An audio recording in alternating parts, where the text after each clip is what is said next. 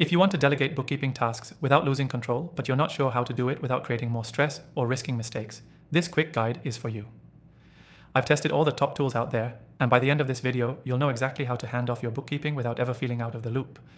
Plus, there's an exclusive free trial link in the description for the software we'll be using. Only for viewers of my channel. Here's how to do it right. First, identify the repeatable tasks, things like categorizing expenses, reconciling transactions, creating monthly reports. These are the perfect pieces to delegate. What you don't want to delegate are financial decisions or final approvals. Your role is strategy, their role is execution. Before you hire or assign someone, set up a clear process.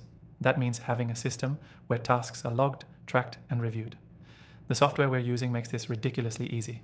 It lets you assign roles, set due dates, and review every transaction or report before it's finalized, so you're still in control without doing the work yourself. Next, limit access. Delegation doesn't mean giving someone full access to your bank accounts or accounting software. Use user permissions inside the software to control what they see and do. For example, you might let them import transactions and generate reports, but not delete anything or move money. Then, set a recurring check-in once a week or bi-weekly. Keep it short. Use it to review progress, fix mistakes early, and answer any questions. Over time, this will become smoother and faster, and eventually something you can delegate to. Use templates and SOPs. When you hand off a task, include a short checklist.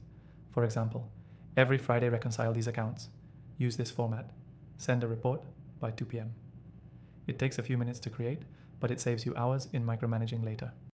When you delegate bookkeeping, what you're really doing is building a system where things run without you.